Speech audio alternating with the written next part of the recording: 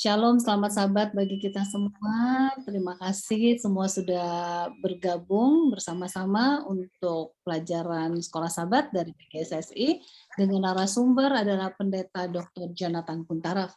Dan judul pembahasan kita pada saat ini adalah Yesus, Saudara Setia Kita, yang kita pelajari dari buku Ibrani ya. Oke. Nah, sebelum kita memulai acara ini, mari kita sama-sama undang Roh Kudus. Kita berdoa, mohon kesediaan dari Ibu Juanita Suling melayangkan doa. Doa buka. Baik, mari kita bersatu hati untuk berdoa. Maha besar Tuhan yang bersemayam di dalam kerajaan surga, sungguh kami mengucap syukur Tuhan pada sore hari ini, menjelang Sabat-Mu Tuhan, kami boleh berkumpul kembali melalui Zoom ini untuk mempelajari sebagian daripada firman-Mu. Ya Tuhan, kiranya Tuhan mau memberkati acara ini. Tuhan menjaga agar koneksi daripada peralatan boleh berjalan dengan lancar dan kami semuanya boleh mendengarkan dengan baik. Begitu juga Tuhan, kami juga mendoakan Pendeta Kuntaraf yang akan membawakan firman-Nya. Biarlah Tuhan memberkati beliau agar apa saja yang katakan adalah semuanya berasal daripada-Mu. Dan kami juga boleh mengerti segala firman yang akan dibawakan nanti. Dan hidup kami boleh berubah untuk hal ini. Terima kasih Bapa di surga. Terima kasih semuanya ini kami panjatkan di dalam nama anak-Mu Yesus Kristus yang adalah juru selamat kami yang hidup. Haleluya. Amin. Amin. Terima kasih. Dan selanjutnya kita serahkan kepada Pendeta Jonathan Kuntaraf untuk membawakan materi pelajaran kita pada Sabat ini. Pelajaran keempat ya, Pendeta ya. Oke. Ya, silakan Pak Baik, Pendeta. selamat sahabat, saudara sekalian, ya, di Indonesia, di Belanda, di Seattle, Amerika. kita senang bahwa kita bisa ambil kesempatan untuk belajar bersama-sama. Baik, saya akan coba share screen dari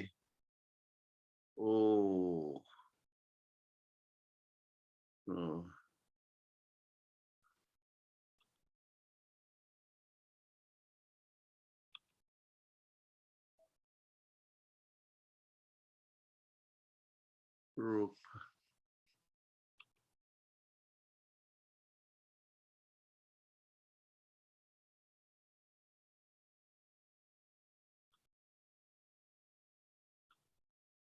Kelihatan saya tidak tahu kenapa muncul banyak sekali file-file saya yang saya pakai minggu lalu. Jadi itu yang mungkin menyebabkan tiba-tiba, wah, ini untuk memberikan memilih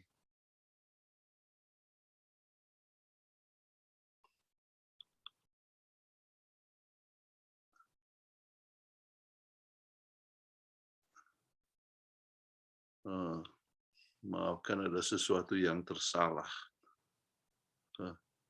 Semua file yang saya buka bermunculan. Ya. Apakah mau saya share screen? Tunggu sebentar. Masih ada masalah, saya harus mati-matikan dulu. Oke.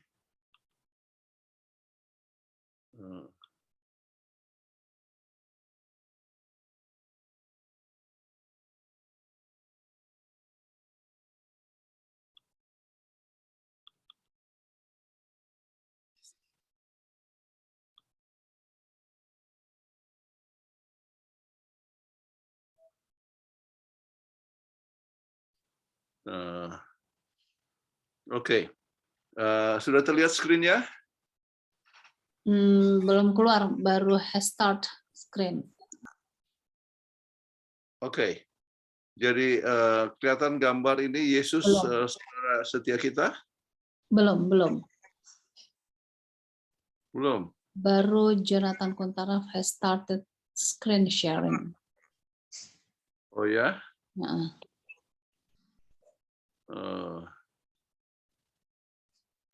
di stop share, baru share ulang lagi berarti. Ada kelihatan seperti ada masalah ini ya. Padahal saya sudah matikan tadi banyak. Saya coba lagi. Share Ya. lagi.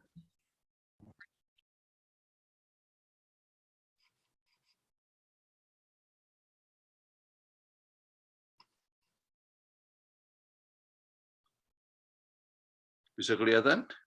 Ya, sudah kelihatan. Oke. Yesus saudara kita, ini adalah satu hal yang sangat menarik sekali, dan dalam pendahuluan ya bisa bahas ada beberapa perkara yang penting, khususnya untuk dua yang pertama ya. Perbedaan antara Ibrani 1 dan 2 disebutkan dalam pelajaran sahabat kita. Kemudian kita mau coba bahas penggunaan lambang saudara ya, dan inti gambaran daripada Yesus. Oke. Nah, dengan sangat mudah sekali dalam pendahuluan tapi kita coba buat secara sistematik ya, Ibrani 1 ya dengan Ibrani 2. Jadi Ibrani 1 bicara Yesus sebagai anak Allah, sedangkan Ibrani 2 Yesus adalah anak manusia.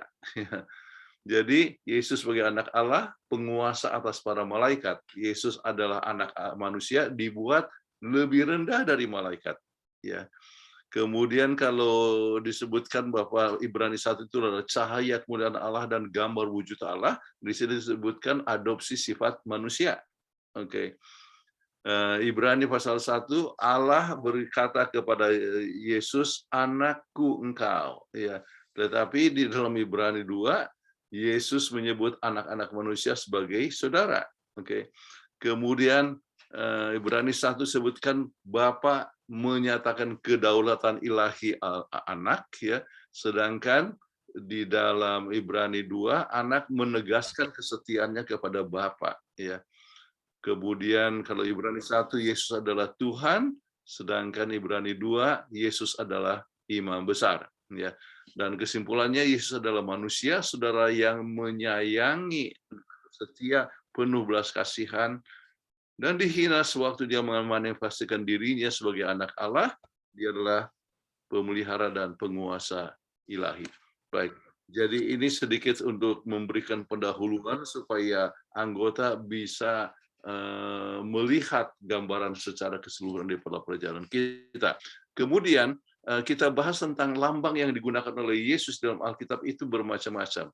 Misalnya dalam Yesaya 9 ayat 6, seorang anak lahir ya, dan Anda katakan masih ingat dia disebut sebagai apa namanya, sebagai raja damai, kemudian ajaib apa semuanya. Jadi seorang anak lahir. Jadi sebagai anak ya. Kemudian saat berdoa Bapa kami di surga, itu menunjukkan hubungan dengan Bapa itu adalah sebagai Bapa dan anak. Kemudian penggunaan kata sahabat dikatakan ya, engkau adalah sahabatku jika engkau menurut segala kehendakku. Ya, Yohanes 15 ayat 15. Kemudian ibu yang mengasihi anak ya. Jadi hubungan seperti ibu dan anak. Saya katakan bahwa kalau ibu mau bisa melupakan akan anak yang disusuinya, maka aku tidak akan meninggalkan engkau. Jadi disebutkan hubungannya itu seperti ibu dan anak. Kemudian pembahasan kita membahas tentang hubungan persaudaraan ya, dan lebih disebut katakan di dalam Roma 8:29 sebagai anak sulung di antara saudara-saudara.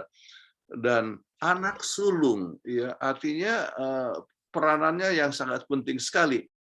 Ya, bagaimana kalau Anda bisa bertanya di kelas ya, siapa yang jadi anak sulung?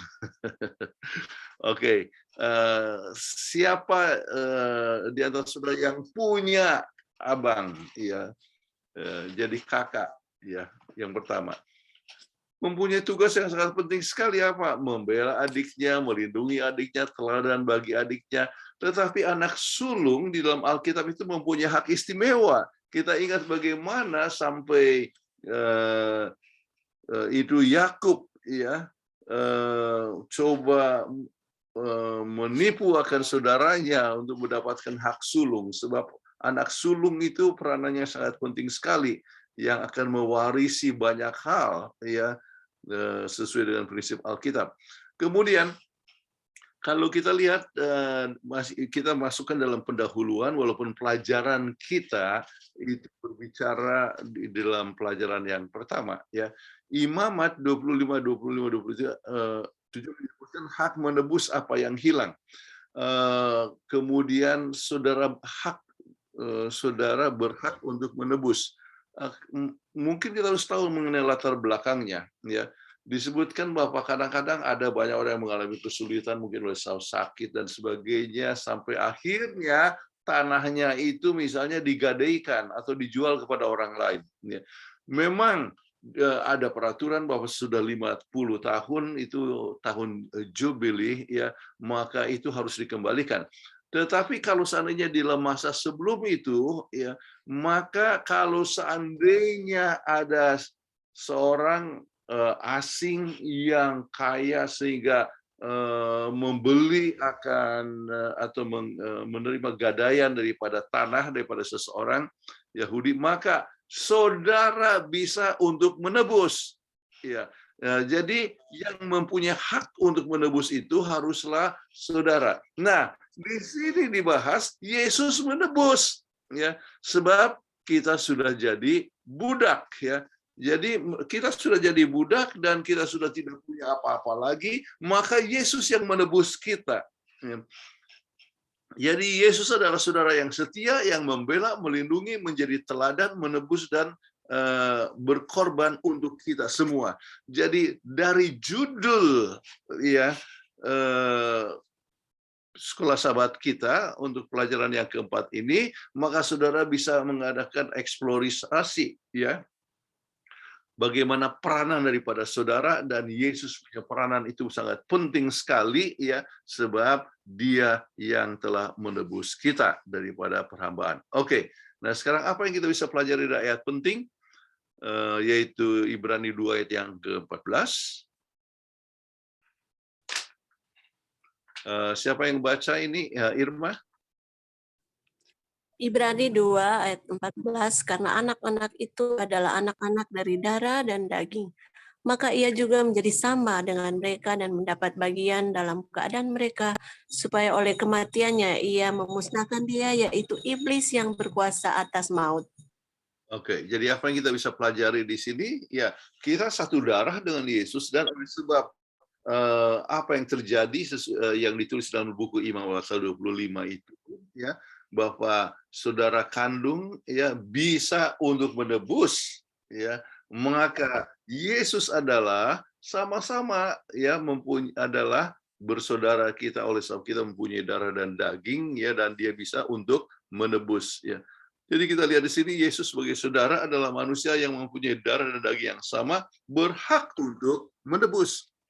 Iblis mempunyai kuasa atas maut, ya, dan darah Yesus yang berkuasa untuk mematahkan kuasa iblis. Kita ditebus dari perhambaan dosa, ya.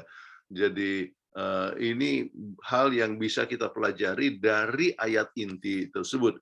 Nah, sekarang kita berikan intisari daripada pelajaran, ya, dibagi atas 3 bagian penting, ya. Yesus saudara kita, Yesus punya darah dan daging seperti kita, Yesus teladan sempurna bagi kita. Oke, ini adalah 3 poin yang sangat penting yang merupakan intisari daripada kita punya pelajaran. Nah, sekarang kita coba lihat yang pertama, Yesus saudara kita. Mengapa Yesus tidak malu memanggil kita sebagai saudaranya? Joy? Ibrani 2 ayat 11. sebab Ia yang menguduskan dan mereka yang dikuduskan. Mereka semua berasal dari satu, itulah sebabnya Ia tidak malu menyebut mereka saudara. Oke, jadi kembali pada pertanyaan mengapa Yesus tidak malu, ya? Oleh sebab dikatakan semua berasal dari satu, ya. Apa kita semua datang daripada Adam dan Hawa. Yesus pun, ya, dilahirkan sebagai manusia, dan Ia yang menguduskan dan mereka dan kuduskan, ya. Tuhan menguduskan kita sebab kasih sayangnya, ya, dan Tuhan sama sekali tidak malu untuk menyebut kita semua sebagai saudara. Nah, bagaimana keputusan Musa merupakan bayangan daripada pekerjaan Yesus Mesias kita? Kita coba lihat, Irma. Karena iman, maka Musa setelah dewasa menolak disebut anak putri Firaun, karena ia lebih suka menderita sengsara dengan umat Allah daripada untuk sementara menikmati kesenangan dari dosa. Ia menganggap penghinaan karena Kristus sebagai kekayaan yang lebih besar daripada semua harta Mesir, sebab pandangannya ia arahkan kepada upah. Jadi apa yang terjadi bahwa Musa kan adalah anak angkat, ya, angkat daripada Firaun dan disiapkan untuk menjadi Firaun. Dia cukup cerdas untuk menjadi seorang Firaun. Oke. Mereka yang pernah ke Mesir pernah mungkin datang di Cairo Museum, ya. Peggy pernah masuk ke sini, ya, lihat itu peninggalan-peninggalan atau coffin, ya, dari Tutankhamun, ya. Tutankhamun waktu diketemukan dia punya kuburan, wah, ya, kalau tidak salah nama arkeologisnya adalah Howard Carter, ya. Jadi langsung begitu terbuka langsung ditutup kembali, langsung telepon dia punya sponsor di Inggris, ya. Kenapa? Ternyata semuanya itu bersinar. Ya, kenapa mereka lihat kursi apa semua meja dilapis dengan emas, ya, dia punya peti dilapis dengan emas, peralatan apa semua. Kalau dihitung semua adalah jutaan dolar, ya, sekarang ini. Namun Musa tinggalkan, kenapa? Sebab dia mau menderita dengan saudaranya. Nah, ini bicara tentang istilah saudara. Ya, dia tidak mau dengan saudara angkat atau ibu angkat, tetapi dengan saudaranya. Ya, dan ini merupakan suatu lambang daripada Yesus yang siap untuk berkorban, bersedia untuk, ya, kita sebab kita bersaudara. Oke, jadi ini sarinya, dia tahu dia diadopsi. Ia punya pilihan apakah jadi Firaun Mesir atau menderita dengan saudaranya. Dia memilih untuk kembali kepada saudaranya. Ya, dia siap untuk membela saudara-saudaranya, berkorban untuk saudaranya, untuk membebaskan mereka dari perbudakan Mesir, memimpin mereka sampai tiba di Kanaan. Ya, inilah yang dibuat oleh Yesus untuk kita semua. Menebus kita dan memimpin kita sampai ke Kanaan surgawi. Dan Yesus bisa buat itu, kenapa? Sebab kita itu bersaudara, ya, mempunyai darah dan daging. Ya. Jadi itulah yang terjadi. Oke, nah sekarang pertanyaan yang ke C. Apakah sambutan yang tepat untuk kedatangan anak Allah menjadi salah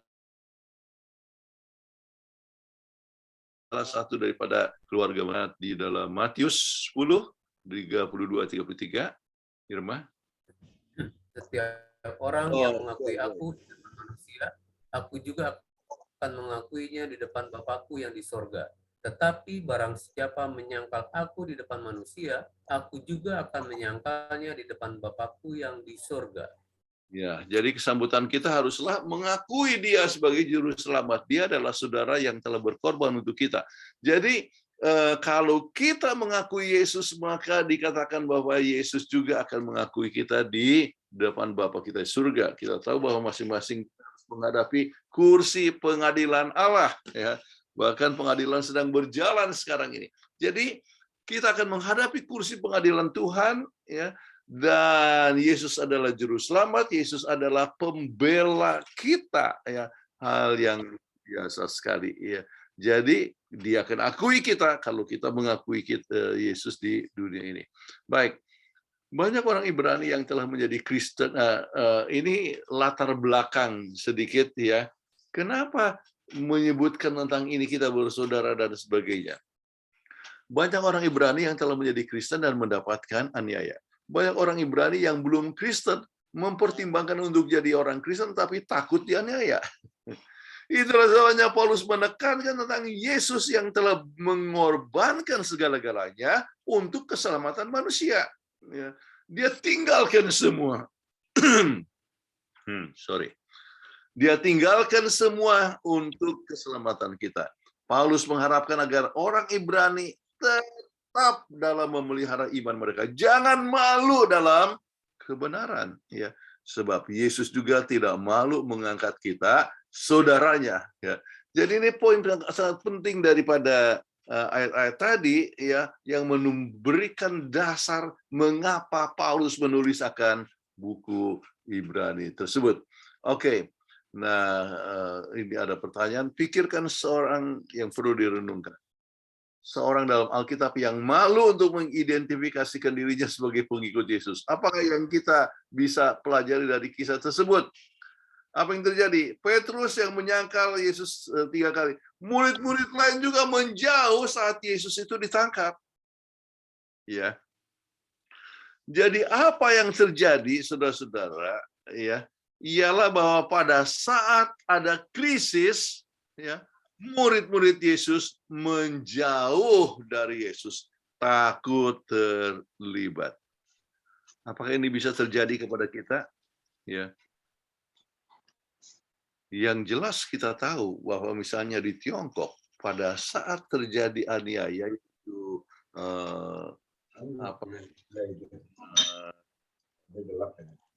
Jam 7 sekarang, Pak. Ya. Hello? Ya, revolusi kebudayaan ya, cultural revolution ya.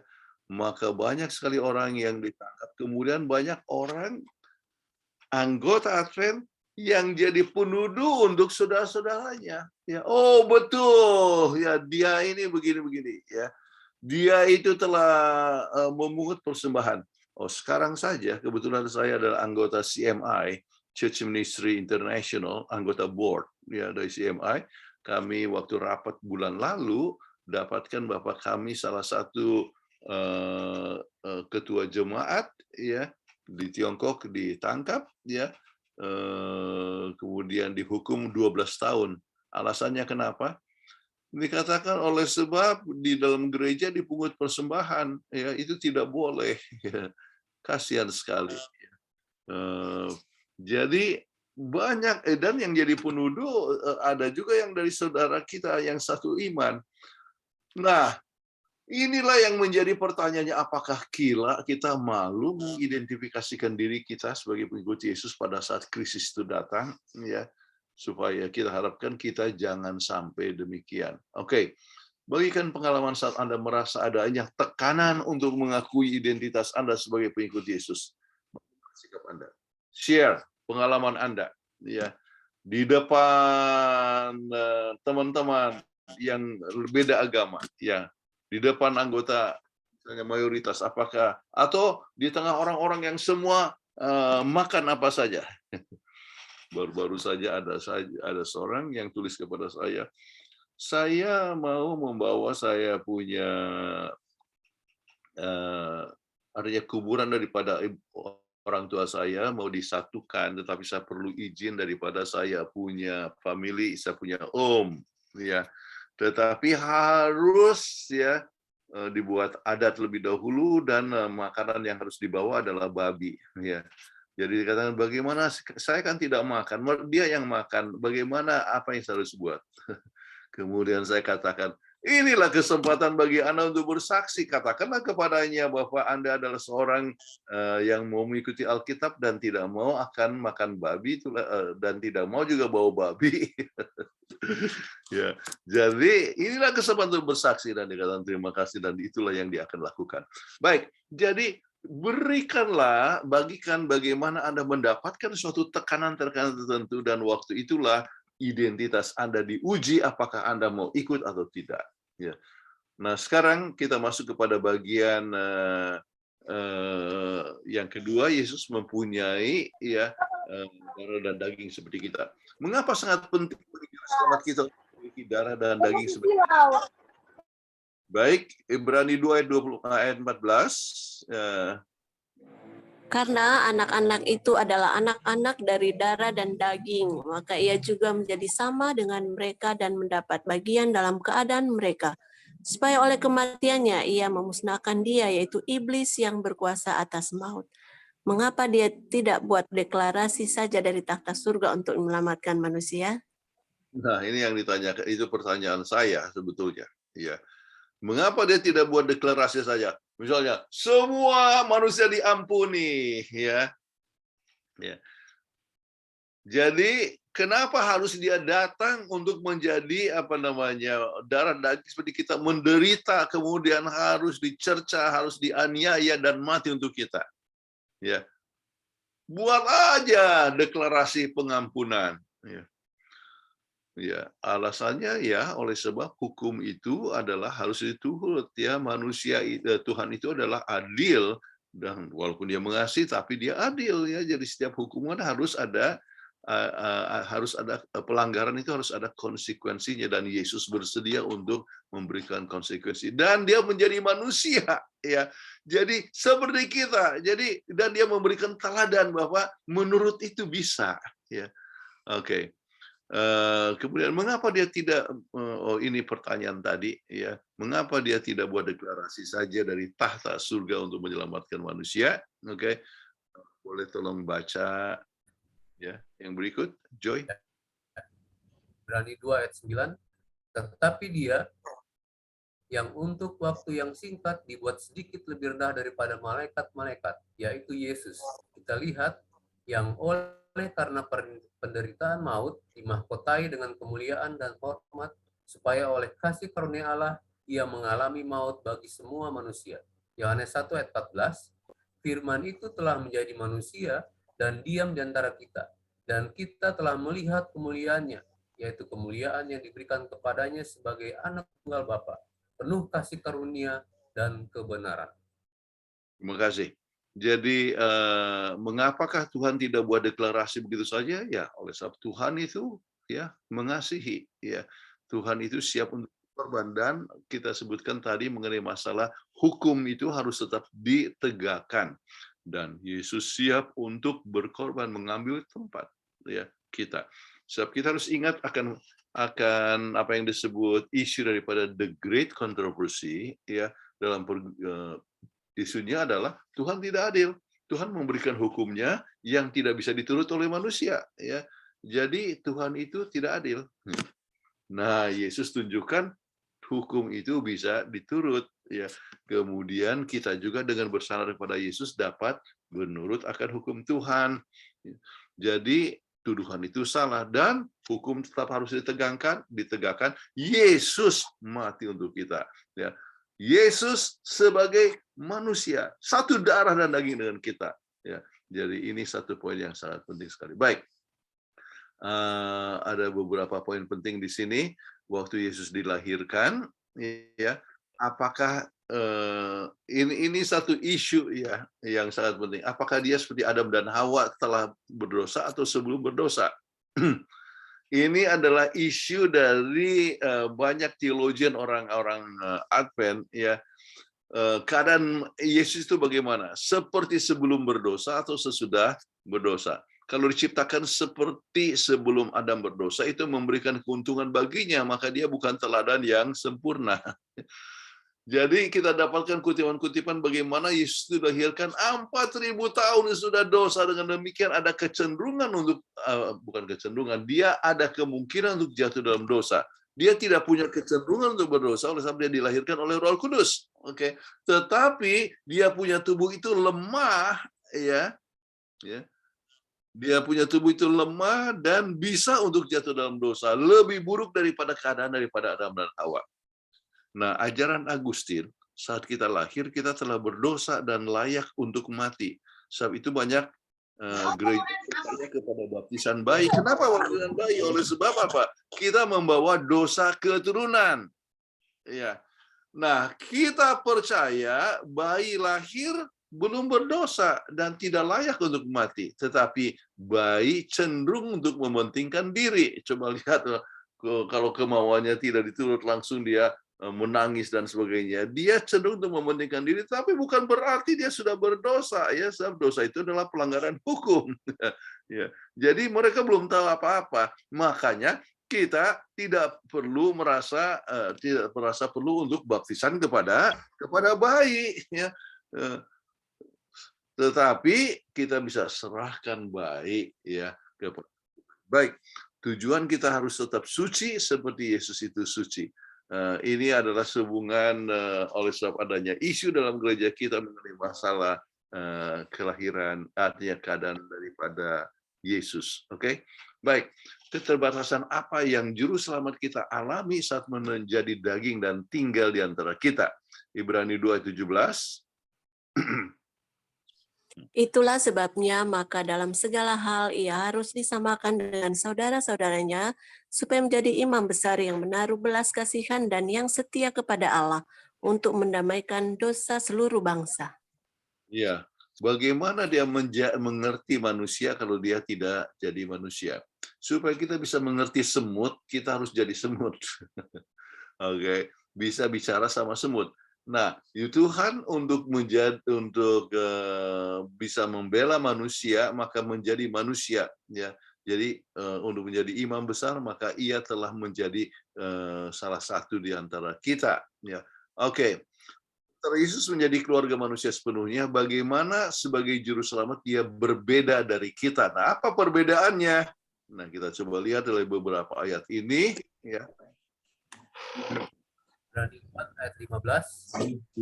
Sebab imam besar yang kita punya bukanlah imam besar yang tidak dapat turut merasakan kelemahan-kelemahan kita. Sebaliknya sama dengan kita, ia telah dicobai, hanya tidak berbuat dosa. Ibrani 7 ayat 26. Sebab imam besar yang demikianlah yang kita perlukan, yaitu yang saleh, tanpa salah, tanpa noda, yang terpisah dari orang-orang berdosa dan lebih tinggi daripada tingkat-tingkat sorga. Lukas 1 ayat 34 dan 35. Kata Maria kepada malaikat itu, bagaimana hal itu mungkin terjadi karena aku belum bersuami?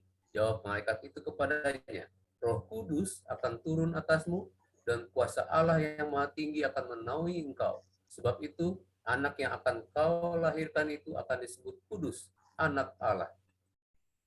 Oke, terima kasih. Jadi, apa yang menyebabkan berbeda? Dia sebagai manusia, tapi kenapa berbeda?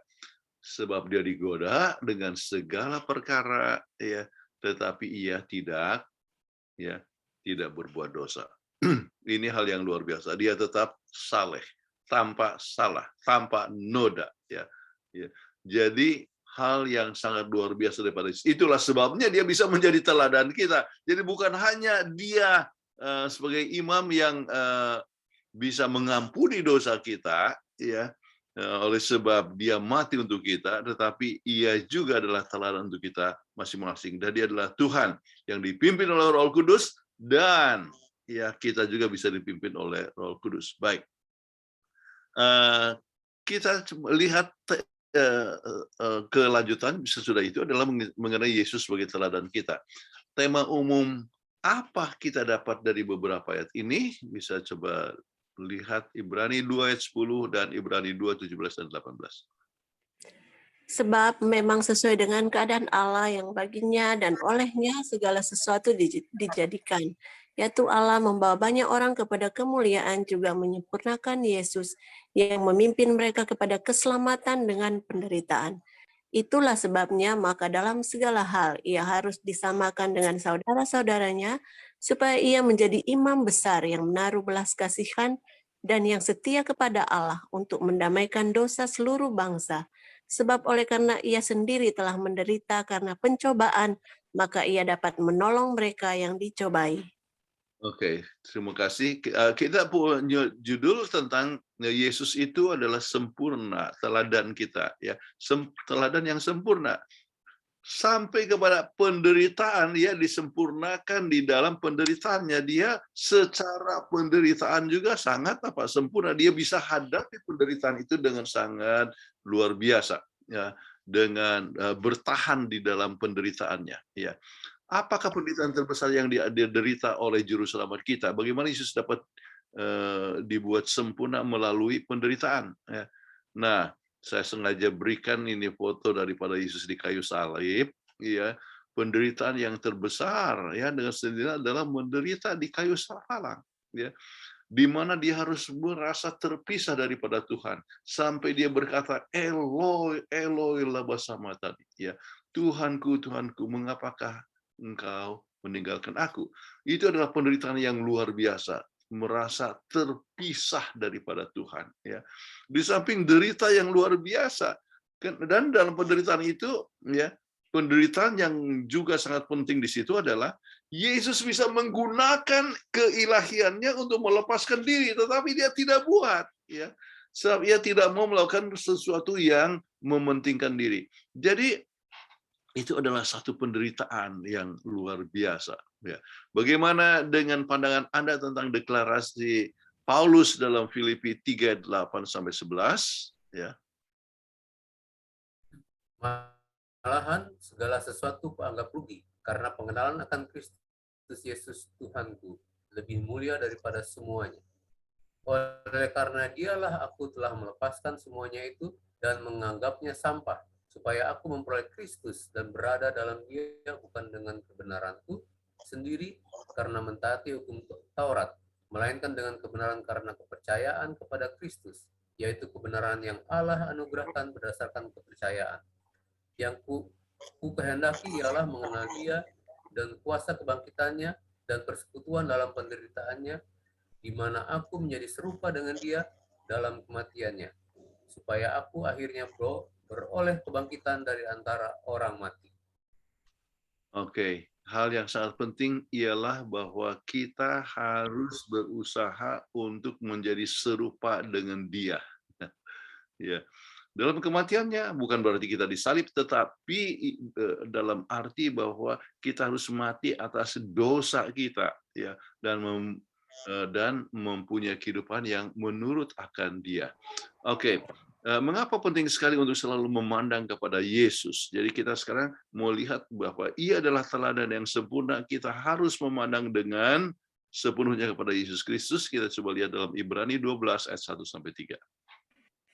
Marilah kita melakukannya dengan mata yang tertuju kepada Yesus, yang memimpin kita dalam iman, dan yang membawa iman kita itu kepada kesempurnaan, yang dengan mengabaikan kehinaan, tekun memikul salib ganti sukacita yang disediakan bagi Dia, yang sekarang duduk di sebelah kanan tahta Allah.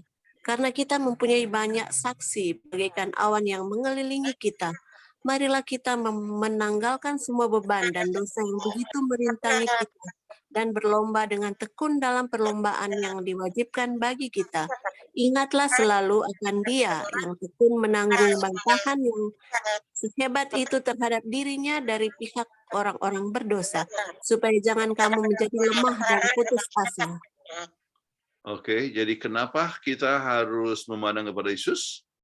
Jelas supaya jangan kamu menjadi lemah dan putus asa. Ya, kadang-kadang kita ya sudah bekerja untuk Tuhan, bukannya dipuji tetapi justru dikritik lagi, digosipin lagi.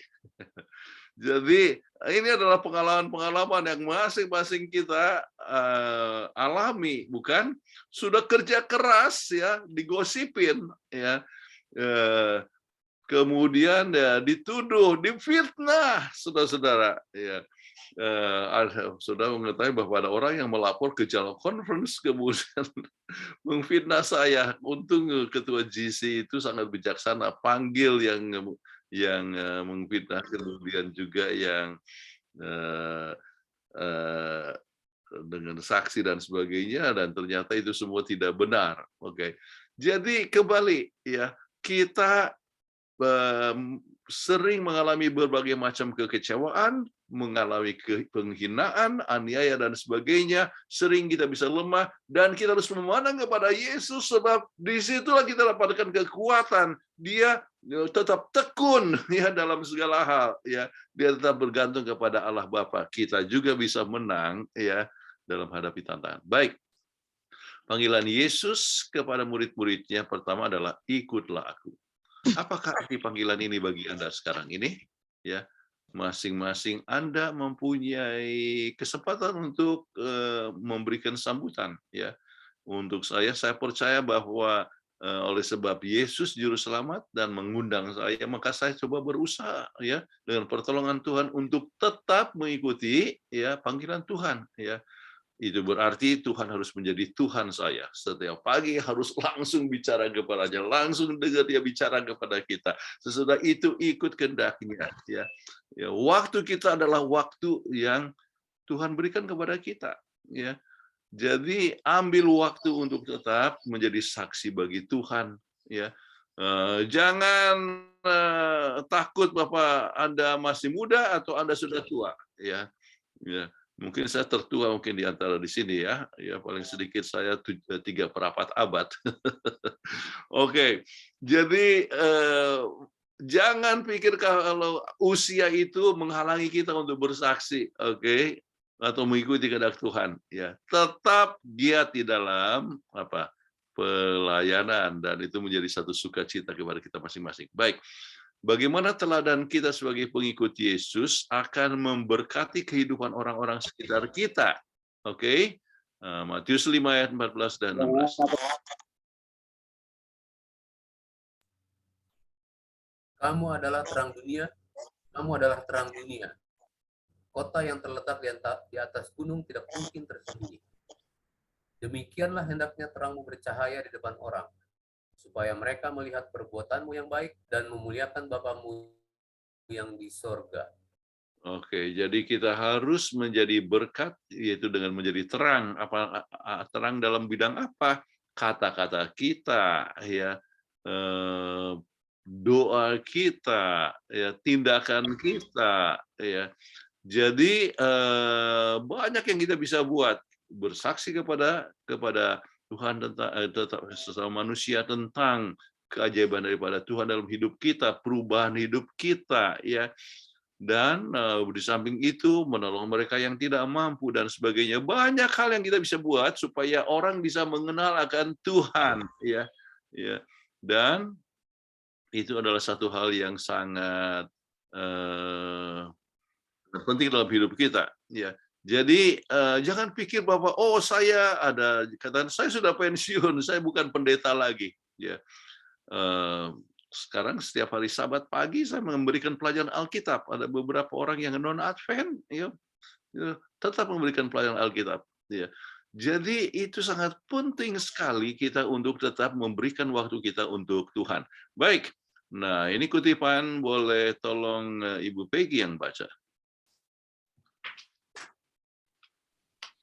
The Desire of Jesus, halaman 649. Dalam kehidupan dan pelajaran-pelajarannya, Kristus telah memberikan suatu teladan yang sempurna tentang pelayanan yang tidak mementingkan diri yang berasal dari Allah. Allah tidak hidup bagi dirinya sendiri. Oleh menciptakan dunia dan oleh memelihara segala perkara, Dia senantiasa melayani orang-orang lain. Bapamu yang di surga yang menerbitkan matahari bagi orang yang jahat dan orang yang baik, dan menurunkan hujan bagi orang benar dan orang yang tidak benar. Matius 5 ayat 45. Pelayanan yang ideal ini telah diamanatkan Allah kepada anaknya. Yesus sudah diberikan untuk menuntun umat manusia agar oleh teladannya ia dapat mengajarkan apa artinya melayani. Oke, ini hal yang luar biasa, bagus sekali, ya. Kita bisa belajar dari Yesus tentang hal melayani, ya. Jadi untuk kemuliaan bagi nama Tuhan, supaya orang dapat mengenal akan Tuhan dengan kebaikan kita. Baik, nah sekarang kita coba ambil kesimpulan, ya. Yesus adalah saudara yang mengenal, membela, melindungi, berkorban, dan menjadi teladan bagi kita. Dia adalah saudara yang setia kepada kita semua. Kemudian kita telah digadaikan oleh sebab dosa, kita menjadi hamba, namun Yesus sebagai saudara tua kita berhak untuk menebus kita, sebab Dia adalah saudara yang setia. Yesus adalah teladan untuk kita semua yang luar biasa dijadikan seperti kita, namun tidak berdosa. Kita pun harus mengikuti teladan Yesus untuk menjadi terang untuk saudara-saudara yang lain, teladan bagi keluarga kita dan masyarakat di mana kita berada. Baik, sekarang kita coba lihat aplikasi. Apakah sambutan kita terhadap penebusan Yesus sehingga kita bukan lagi hamba dosa? Jadi kira-kira sambutan kita bagaimana? Ya, apa kita masih cenderung untuk selalu berbuat salah, ya? Ataukah kita mengizinkan Tuhan yang bertahta dalam diri kita? Yang dua, pengorbanan. Apakah yang kita telah buat untuk menyelamatkan saudara-saudara kita? Apakah kita siap untuk berkorban? Ya, kadang-kadang orang yang membantu ya berdasarkan kelebihan, tetapi ada yang siap untuk berkorban ya untuk menolong orang lain. Ya, itu coba hal yang bisa dipikirkan. Banyak saudara-saudara kita yang pernah sama-sama dibaptiskan atau sudah melalui pendidikan Kristen, tetapi tidak lagi berjalan dengan Tuhan. Strategi apa yang kita dapat buat untuk mereka? Apakah kita bisa misalnya kumpulan Zoom daripada para alumni supaya mereka yang sudah pernah satu sekolah dan kita yang tidak lagi ke gereja bisa diundang dan sebagainya. Kegiatan-kegiatan yang bisa menolong mereka. Itu perlu Anda pikirkan. Oke. Kemudian kegiatan apa yang gereja Anda dapat buat agar lebih banyak orang yang mengenal saudara kita yang setia, supaya orang lebih mengenal Yesus? Kegiatan apa? Ya. Oh, KKR, ya, bagus KKR, ya. Tetapi KKR sekali-sekali kita buat, tetapi kita perlu gereja itu menjadi berkat. Ya, mungkin ya ada kursus-kursus yang dapat diberikan, ya, atau mungkin jadi posko, ya, untuk mereka yang mengalami kesulitan untuk makan, atau ya ada hal-hal yang dapat dibuat yang lain, ya. Misalnya untuk memberikan counseling kepada mereka yang mau berhenti merokok atau mau ya berhenti dari alkohol. Banyak hal yang kita dapat buat, ya. Sering kita hanya pikirkan ya KKR, ya. Tetapi lebih dari KKR kita dapat gereja kita bisa menjadi pusat ya pelatihan masyarakat atau central of influence, ya, yaitu menjadi pusat pengaruh ya kepada masyarakat di mana kita berada. Baik, question and answer. Silakan Ibu Peggy. Ya, terima kasih Pendeta. Pembahasannya wah, suara saya double ya. Iya, ada induksi. Suaranya Peggy yang double. Iya. Mungkin dikecilin kali volumenya. Itu ada induksi dari yang lain. Induksi. Tadi enggak ya?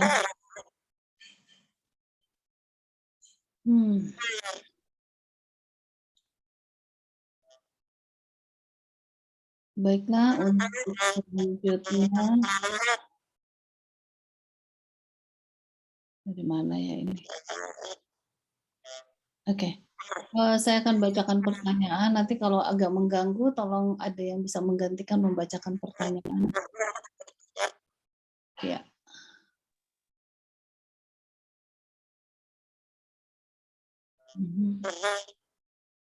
Baik, kalau di Surentu,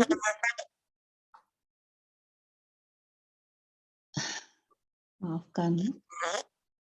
Ya, pertanyaan pertama dari Bapak Lodi Surentu. Dalam Ibrani 2 ayat 10. Wah, ini kenapa ya? Pak Lodi bisa bertanya langsung?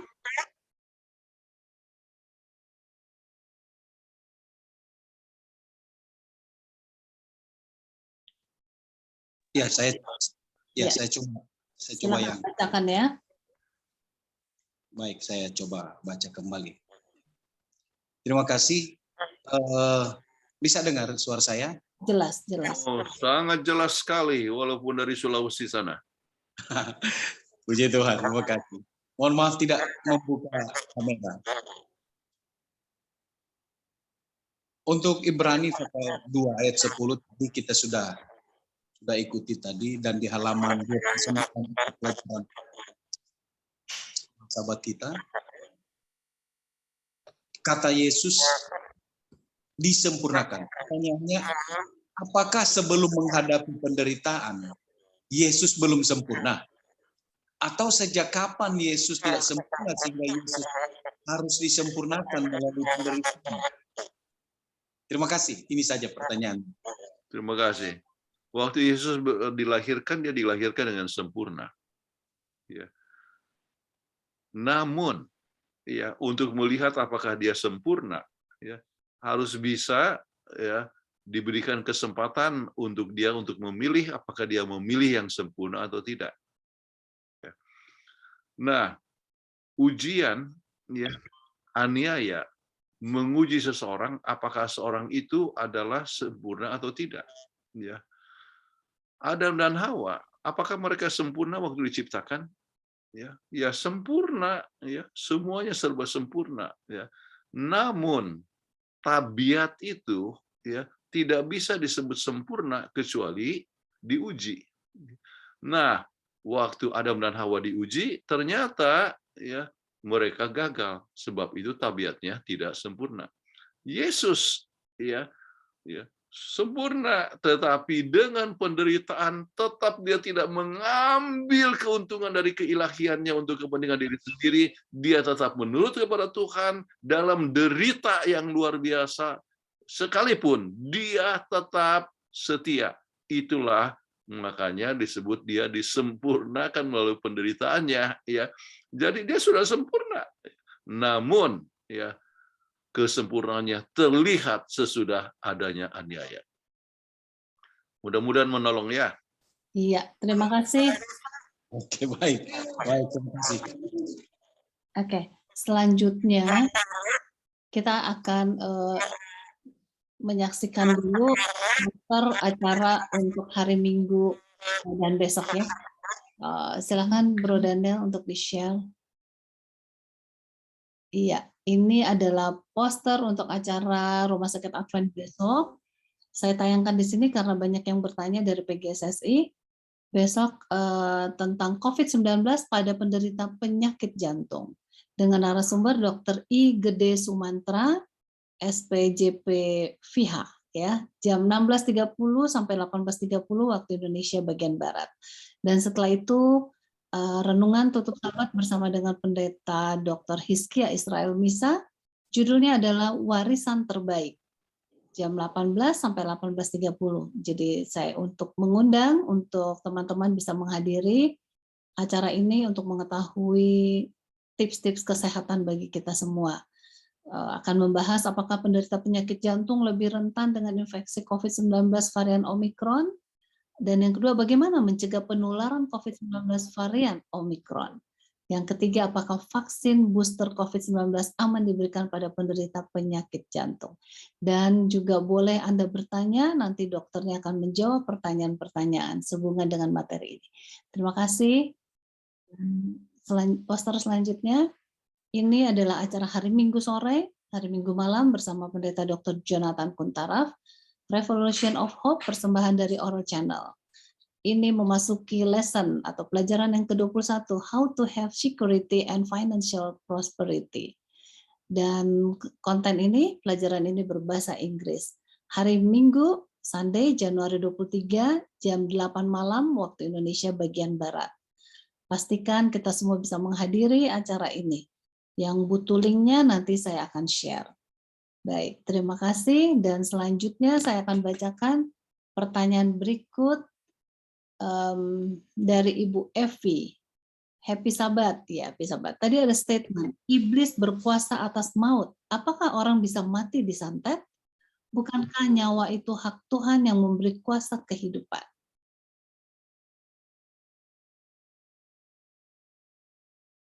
Pendeta masih di mute? Ya, orang bisa mati dengan disantet kalau Tuhan mengizinkan hal itu terjadi. Ya, kalau Tuhan tidak menghendaki apapun usaha daripada setan untuk menjatuhkan, disantet atau dengan penyakit dan sebagainya, maka itu tidak akan dia pernah sampai mati kalau Tuhan tidak mengizinkan hal itu terjadi.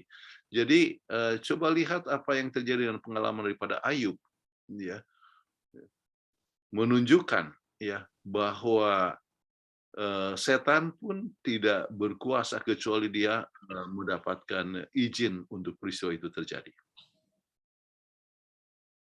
Iya, terima kasih Pendeta jawabannya. Mulai lagi tadi sudah hilang. Oke.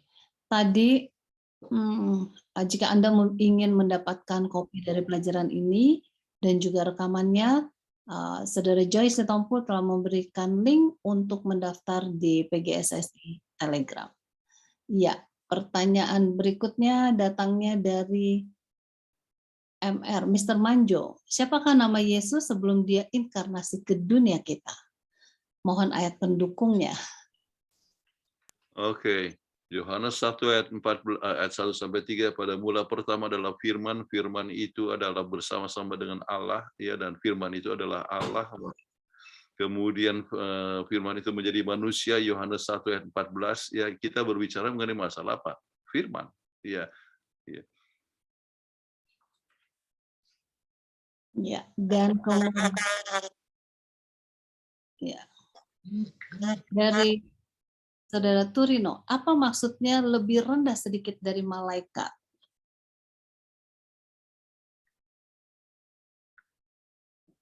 Oke. Ya, sebagai manusia, maka kita lebih sedikit lebih rendah daripada malaikat. Kenapa? Oleh sebab kita tidak bisa langsung berkomunikasi dengan, artinya muka dengan muka. Ya. Jadi itu yang telah terjadi, bahwa oleh sebab Yesus menjadi manusia, maka akhirnya jadi sebetulnya di atas malaikat.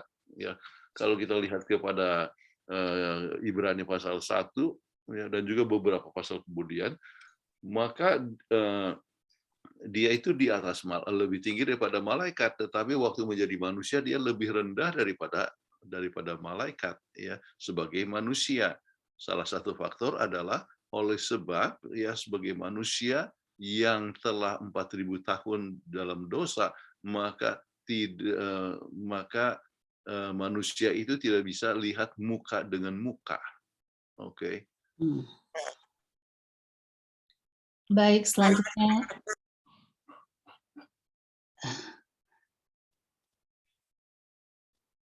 ya, selanjutnya dari Foxy Gerungan. Selamat sahabat pendeta, seperti yang kita ketahui, Yesus adalah manusia 100% dan juga Tuhan 100%. Selama hidup di bumi, Yesus tidak pernah berbuat dosa. Yang saya ingin tanyakan adalah apakah Yesus tidak pernah berbuat dosa karena dia adalah Allah, atau dalam kemanusiaannya pun dia mampu untuk tidak berdosa? Iya, dia sesuai yang kita sudah baca di dalam Ibrani 4 ayat yang ke-15, ya, dia adalah imam besar yang telah dicobai dengan segala perkara namun tidak berdosa. Jadi kalau begitu dia dicobai sebagai apa? Ya, sebagai manusia, ya. Jadi dia sempurna sebagai apa? Sebagai manusia, ya. Dan dia tidak berdosa, ya, walaupun dia dicobai. Dia bukan dicobai sebagai Tuhan, dia dicobai sebagai manusia, dan yang menyebabkan dia itu adalah menyebabkan dia tidak jatuh oleh sebab dia sebagai manusia yang bergantung sepenuhnya kepada Tuhan, ya. Jadi ini adalah satu teladan supaya kita masing-masing juga jangan sampai jatuh, maka kita perlu untuk selalu memandang kepada Kristus, bergantung sepenuhnya kepadanya. Baik, terima kasih.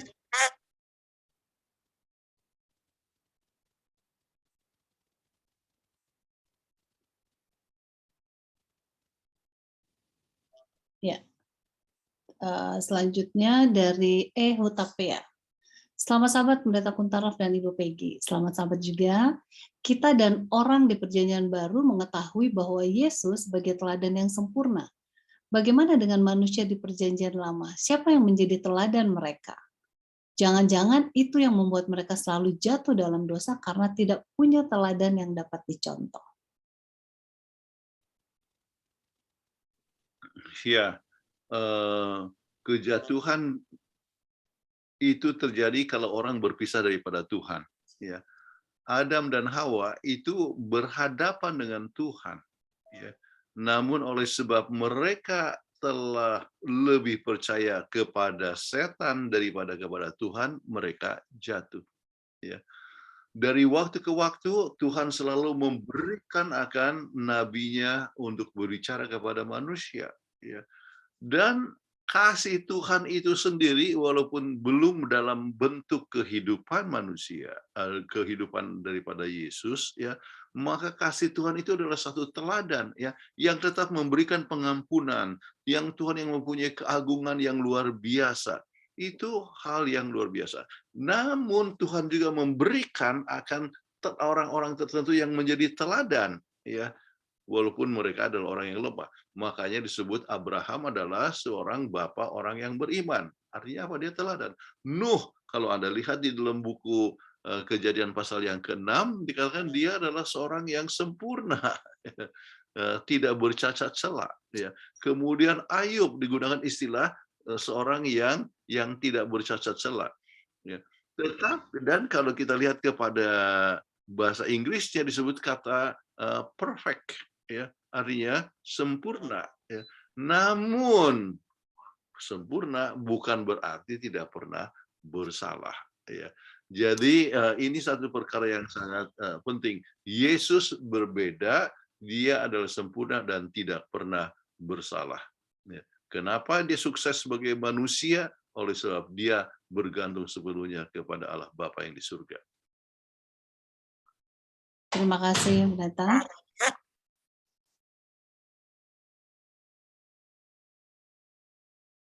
Iya.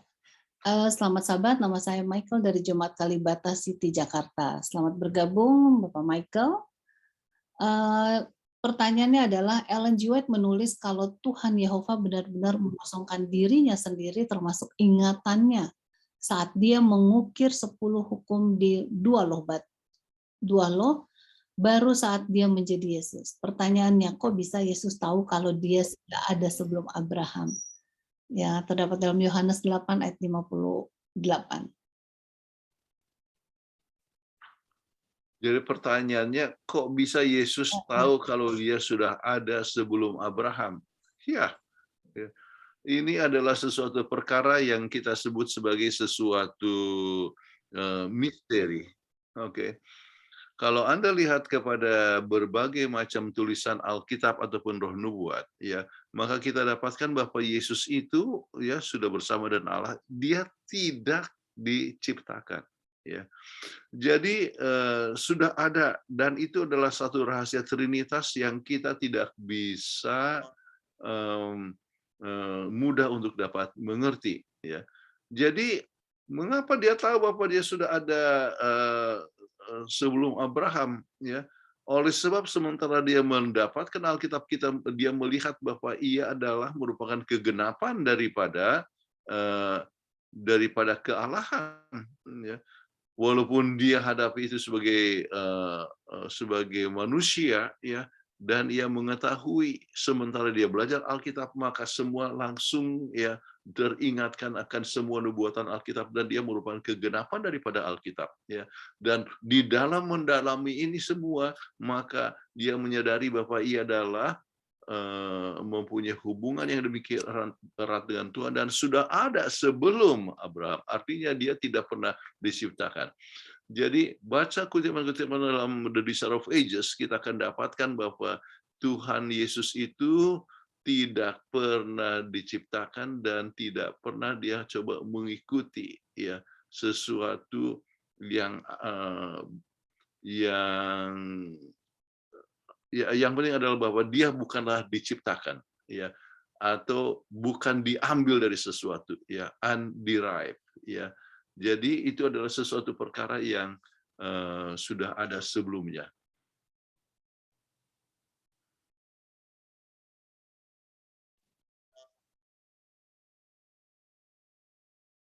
Baik. Pertanyaan selanjutnya dari Bapak Peter Kuno.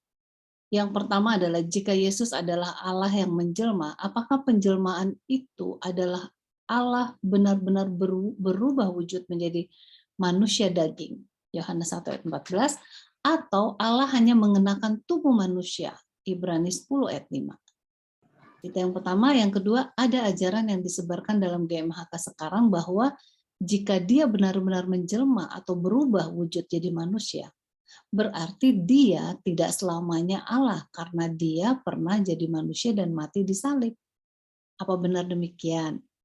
Yang ketiga adalah, jika dia hanya mengenakan tubuh daging, maka saat kematiannya apakah tubuhnya saja yang mati?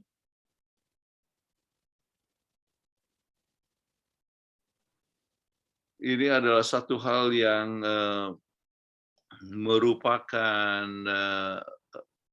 masalah kristologi, ya.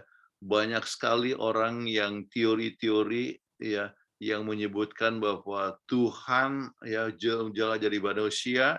Jadi kalau begitu dia adalah Tuhan dalam arti, ya, Allah yang menjelma. Tetapi permasalahannya, bagaimana kalau misalnya menjelma manusia, di manakah Allah kalau seandainya Allah itu sudah menjadi manusia? Ya. 1 Yohanes 4 ayat 1-3 menyebutkan bahwa mungkin bisa dibacakan, ya. 1 Yohanes pasal 4 ayat 1-3.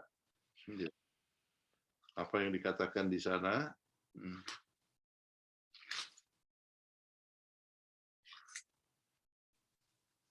1 Yohanes berapa, Pendeta? 1 Yohanes 4 ayat 1-3.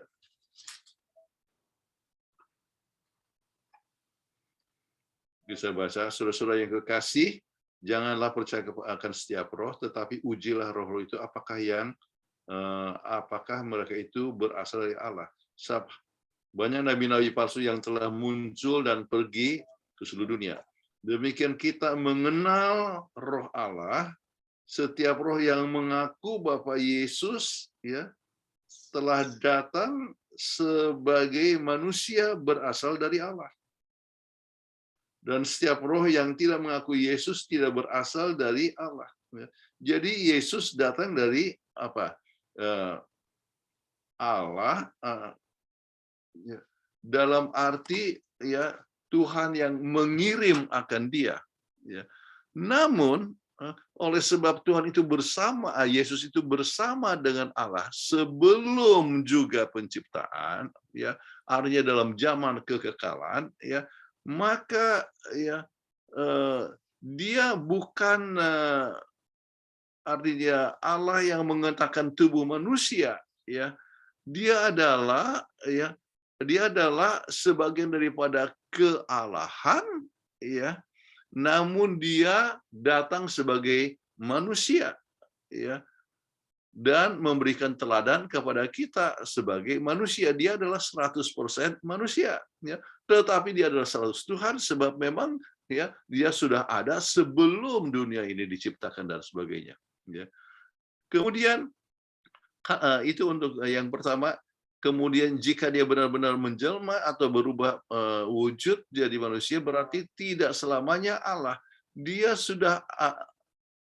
adalah Allah, ya, sebelum datang ke dunia ini. Kemudian dia adalah Allah waktu di dunia ini, namun ia tidak menggunakan keilahiannya untuk kepentingan diri sendiri. Dia adalah sebagai manusia, ya. Tetapi misalnya, ya, kita bisa lihat akan mujizat yang telah dibuat. Bukankah itu menunjukkan bahwa mujizat itu hanya Tuhan? Alam mendengar suaranya. Pada saat dia katakan angin ribut, ya, kepada angin ribut, berhentilah. Maka alam itu berhenti. Ya. Apa artinya? Dia mempunyai apa? Dia adalah Tuhan. Kemudian dia mempunyai kuasa untuk menyembuhkan. maka itu adalah kuasa daripada Tuhan. Kemudian mengampuni dosa, ya. Hanya Tuhan yang bisa mengampuni dosa. Jadi di dalam dunia ini apakah dia adalah sebagai Tuhan? Oh ya Tuhan. Kalau tidak, bagaimana dia bisa buat itu semua, ya. Tetapi dia adalah manusia, dia bisa lapar, dia bisa haus, ya.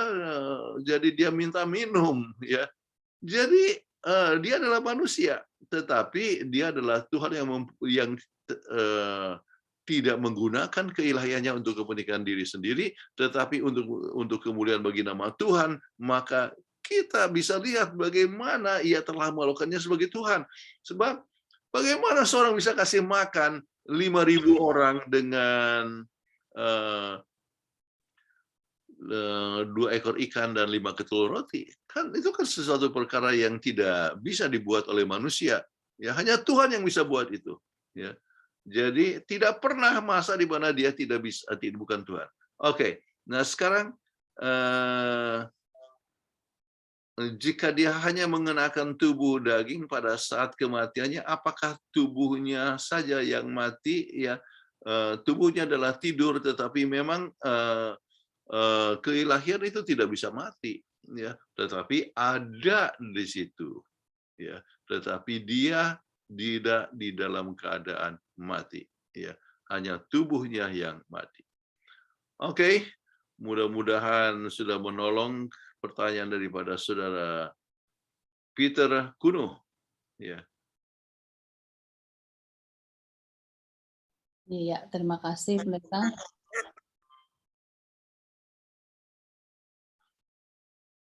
Oke. Saya akan panggilkan yang raise hand.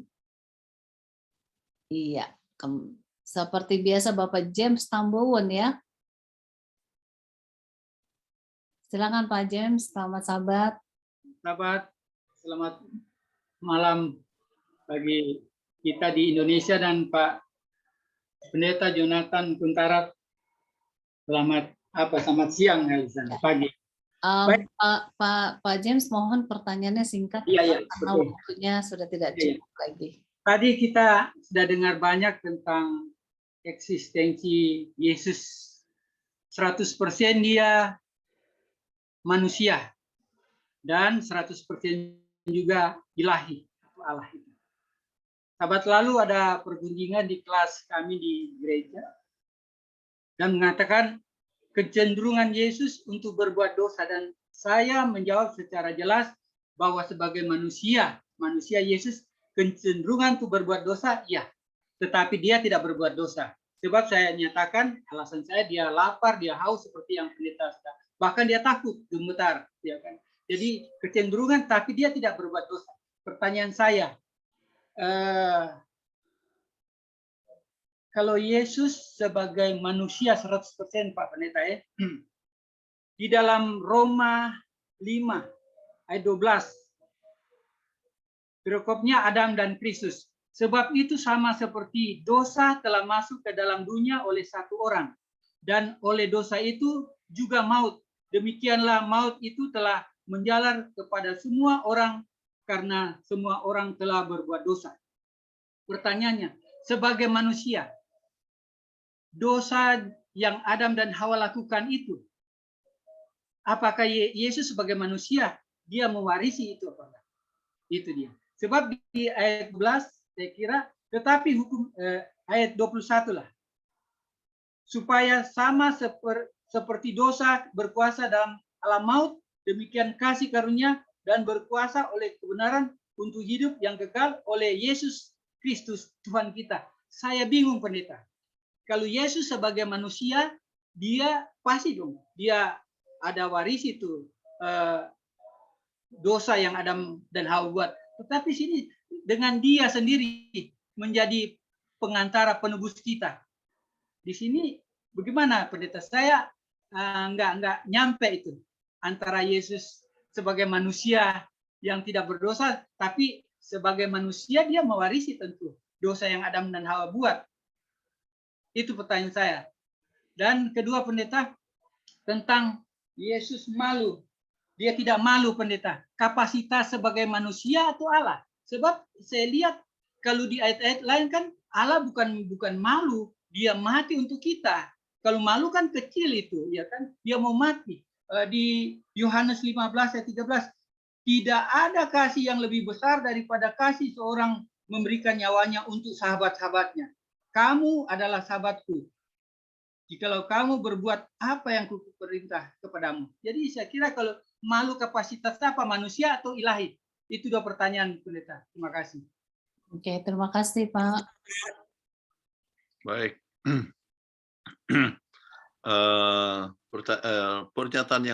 Pernyataan pertama saya perbaiki. Sebab Anda katakan Yesus itu mempunyai kecenderungan untuk berdosa. Ya. Supaya manusia, Pendeta. Saya sebagai manusia, Yesus tidak mempunyai kecenderungan untuk berdosa, ya, oleh sebab dilahirkan oleh Roh Kudus. Ya. Jadi kecenderungan untuk berdosa Yesus tidak miliki. Tetapi bukan berarti dia tidak mungkin berdosa. Ya. Adam dan Hawa juga tidak mempunyai kecenderungan untuk berdosa, tapi mereka berdosa. Yesus mempunyai tubuh yang lebih lemah dan mempunyai kemungkinan untuk jatuh walaupun tidak cenderung untuk berdosa. Ya. Jadi ini satu perkara yang kita perlu ingat, ya, bahwa Yesus adalah manusia namun tidak mempunyai kecenderungan untuk berdosa, namun mempunyai kemungkinan untuk berdosa oleh sebab mempunyai tubuh yang lemah seperti apa? Seperti orang-orang yang lain, ya. Jadi punya tubuh yang lemah tetapi tidak cenderung untuk berdosa, ya. Tetapi ya lain dengan kita semua, kita mempunyai kecenderungan untuk berdosa, ya. Nah sekarang ya disebutkan mengenai masalah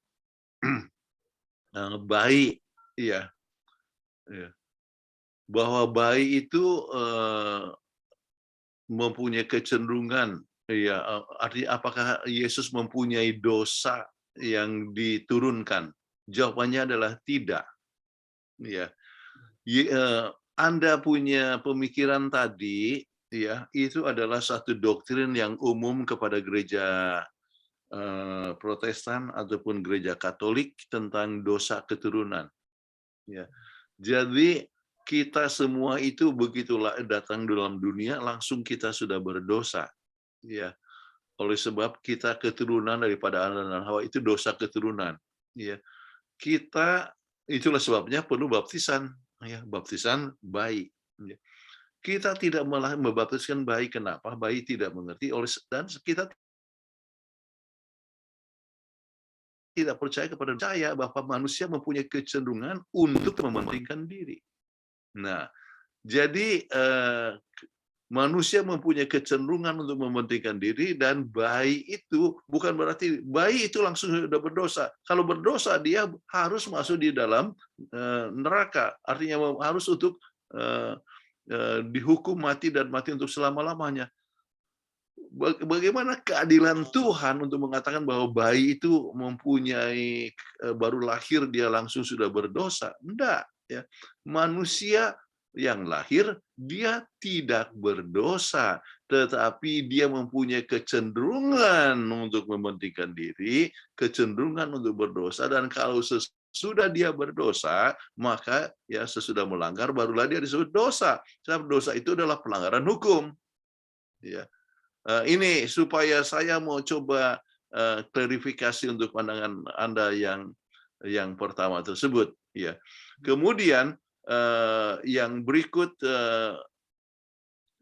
bisa saudara ulangi lagi ini di dalam Roma 12 ya, 5 sebab oleh sama. Oke. Ya.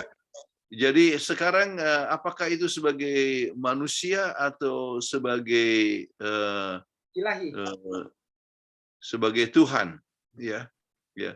Maka kalau dia tidak merasa malu, ya itu sedang kalau lihat dalam konteksnya itu konteks sebagai manusia, ya. Konteks sebagai manusia, Bapak, dia tidak merasa malu untuk dia berbicara kepada saudara-saudaranya dan sebagainya, ya. Tetapi bukan hanya itu, ya.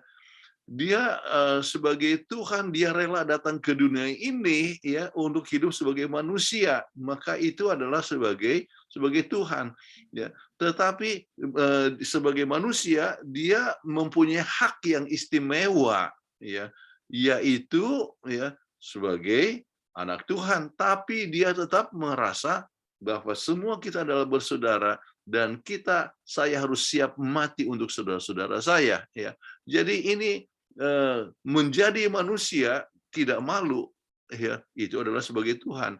Tetapi sebagai manusia, maka dia tidak merasa malu untuk menganggap bahwa kita itu adalah sama-sama sebagai manusia. Walaupun dia mempunyai hak yang sangat istimewa, dia adalah sebagai anak Allah. Jadi harap dapat menjawab pertanyaan. Oke, jadi pendeta, kemungkinan dengan cenderung itu beda jauh ya. Kan cenderung dan kemungkinan kan pendeta bilang kemungkinan Yesus berbuat dosa, ya. Tetapi cenderung enggak. Itu. Iya. Iya. Sama seperti Adam dan Hawa. Oke. Apakah Adam dan Hawa itu cenderung untuk berdosa? Tidak. Apa Anda mengerti apanya cenderung? Ini saya ambil ballpoint, ya. Oke. Kalau saya taruh di sini, lepas, dia akan jatuh, toh? Itu namanya cenderung. Oke. Nah, itu cenderung. Oke. Bahasa Inggris katakan inclination. Nah, Adam dan Hawa, ya, dia tidak cenderung untuk berdosa, ya, tetapi ada kemungkinan untuk berdosa, ya. Begitu juga dengan Yesus, kemungkinan itu ada, ya, dan yang menyebabkan dia tidak jatuh, ya, sedangkan Adam dan Hawa jatuh oleh sebab ketergantungan kepada Tuhan. Oke, terima kasih pendeta. Ya. Terima kasih. Oke, sudah. Baik, terima kasih. Selanjutnya pertanyaan dari Victor Lanes. Selamat sahabat Pendeta Kuntara. Pertanyaan yang pertama. Yesus pernah tidak pamit ke orang tuanya dan dicari-cari selama 3 hari. Membuat orang tuanya panik dan cemas. Apakah ini bukan perbuatan yang bisa dikategorikan berdosa? Pertanyaan yang kedua, Yesus lahir karena dihamili oleh bukan manusia. Mengapa kita katakan Yesus sama seperti manusia lainnya?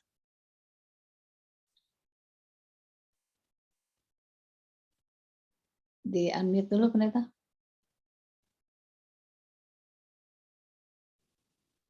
Pendeta tolong unmute. Oke. Sebetulnya bukan Yesus tidak pamit, tetapi ya orang tuanya yang melupakan dia. Dia berada di Ka'bah kok. Ya. Jadi dia berada di Ka'bah, ya, ininya juga ada di Ka'bah, ya. Ini orang tuanya sama-sama mereka di Ka'bah, ya. Artinya bait Allah kita sebut, ya. Sama-sama di bait Allah, tetapi orang tuanya yang melupakan dia. Kalau Yesus tetap dia ada di bait Allah. Jadi itu tidak bisa disebut berdosa, apalagi dia berbicara di situ untuk merenungkan, artinya membahas tentang firman Tuhan. Ya, jadi itu tidak disebut sebagai suatu dosa. Ya, Yesus lahir karena dihamili oleh bukan manusia. Mengapa dikatakan Yesus sebagai manusia? Ya, dia lahir sebagai manusia kok. Ya, kan Yesus waktu lahir itu mempunyai kepala, mempunyai tubuh, mempunyai mata, mempunyai tangan. Dia adalah manusia. Ya. Tetapi oleh sebab dia lahir dari Roh Kudus, maka dia tidak cenderung untuk berdosa. Ya.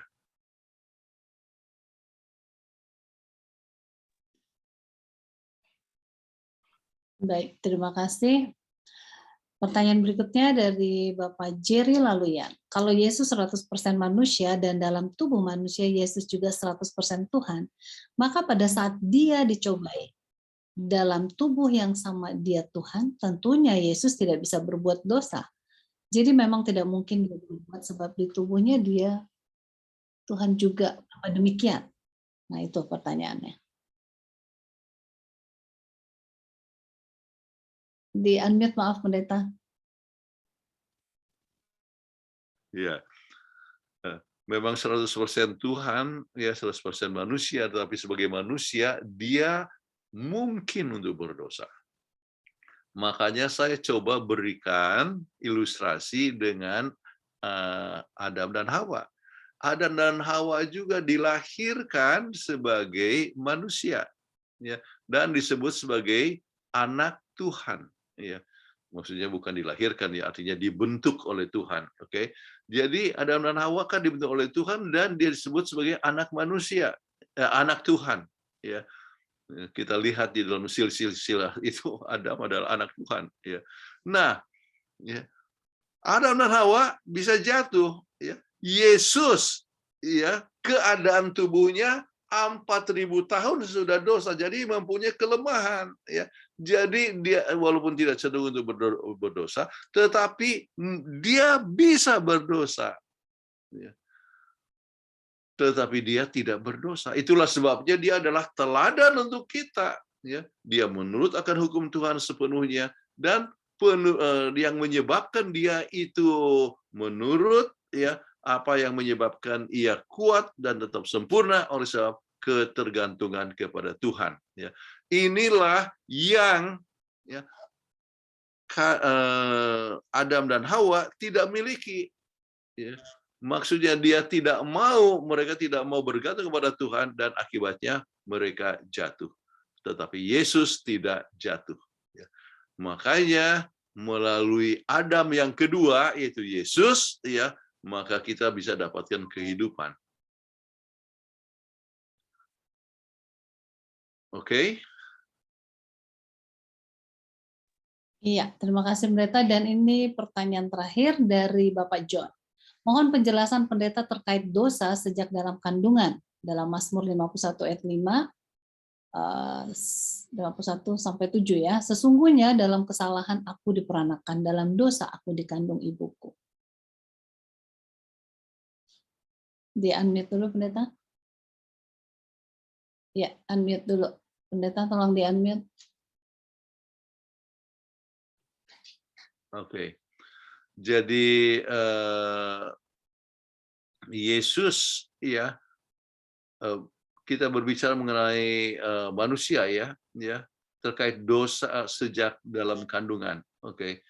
Nah, oleh sebab orang tua adalah orang tua yang berdosa, ya, maka kecenderungan itu ada sesuai dengan orang tua yang dikandung, sesuai dengan anak yang dikandungnya. Ini disebut prenatal influence, pengaruh-pengaruh daripada orang tua kepada anak yang dikandungnya. Saya ambil contoh, ya, orang tua yang tidak bertarak, ya, orang tua yang tidak bertarak, ya, pada saat mengandung, ya, mempunyai kecenderungan anaknya itu untuk, ya, juga tidak bertarak. Kecenderungan. Tetapi bukan berarti bahwa anak itu, ya, sudah langsung lahir langsung berdosa, ya. Kecenderungan, ya. Jadi orang tua yang berdosa, ya, maka menyebabkan anaknya mempunyai kecenderungan untuk berdosa. Tetapi bukan berarti berdosa. Ya. Ini prenatal influence, ya. Jadi makanya hati-hati dengan ibu-ibu yang hamil, ya, itu yang ngidam-ngidam, ya. Bukan berarti kalau yang ngidam itu langsung harus dipenuhi, ya. Kadang-kadang memang susah untuk dipenuhi. Saya punya teman, ya, waktu di Andrews University, orang Indonesia, istrinya ngidam, ya, kangkung, ya, waktu musim salju, ya. Bagaimana mau cari kangkung musim salju, ya, nggak bisa dapat, jadi tidak bisa terpenuhi. Anyway, Jadi ngidam dan sebagai itu artinya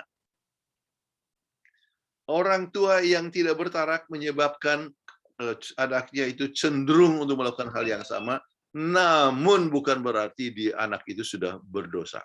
Oke, tetapi kecenderungannya itu ada. Oke, sudah lewat 9 menit ini Ibu Peggy. Baik, benar. Maafkan kepada mereka yang tidak bisa saya bacakan karena waktunya sudah lewat. 9 menit, sudah selesai. Kita akan tutup pertemuan kita ini dan saya mau ingatkan kembali untuk sahabat depan, kalaupun tidak menerima poster dari PGSSI, tetap hadir dengan Zoom ID yang sama. Jadi tolong dicatat Zoom ID-nya juga passcode-nya dan jam 18.30 waktu Indonesia bagian Barat. Baik, kita akan tutup pertemuan ini dan saya akan mengundang Sister Helsi untuk ya. Mari berdoa.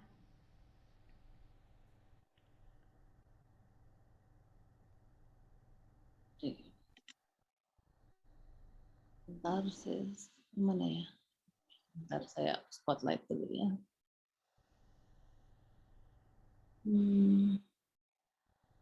Apakah boleh didengar suara? Ya, suaranya jelas. Oke, sudah spotlight ya. Ya, mari berdoa. Ya Allah Bapa kami yang bertakhta dalam kerajaan surga, terpujilah namamu ya Tuhan, Allah kami yang maha tinggi, maha besar dan maha berkuasa. Ya Tuhan, saat ini kami bersyukur berterima kasih karena atas anugerah kasih Tuhan kami memiliki kesempatan yang sangat indah ini untuk belajar pelajaran Sekolah Sabat bersama-sama melalui narasumber Pendeta Kuntaraf dan juga moderator Dr. Peggy. Ya Tuhan, biarlah kiranya melalui pelajaran yang sudah kami pelajari ini mengubah hati kami dan juga membimbing kami agar sentiasa berjalan dalam terang kebenaran Kristus. Ya Tuhan, terima kasih atas penyertaan-Mu yang sangat luar biasa kepada setiap kami, terutama pada Sabat yang sangat mulia ini. Ya Tuhan, kami percaya Engkau mendengar doa kami dan mengampuni dosa kami. Kami persembahkan doa kami ini dalam nama Tuhan Yesus, Juru Selamat dan Penebus kami semua. Amin. Amin. Terima kasih, Sister Helsi Mateo dari Malaysia. Oke. Terima kasih semuanya. Untuk semua boleh unmute dan mengucapkan terima kasih kepada Pendeta Kuntaraf. Saya ingin mengucapkan terima kasih Pendeta Kuntaraf. Terima kasih Pendeta Kuntaraf. Hadir. Berkati. Terima kasih semua. Oke. Terima kasih Pendeta Kuntaraf. Ya, kita hitung ya. Terima kasih Pendeta Kuntaraf.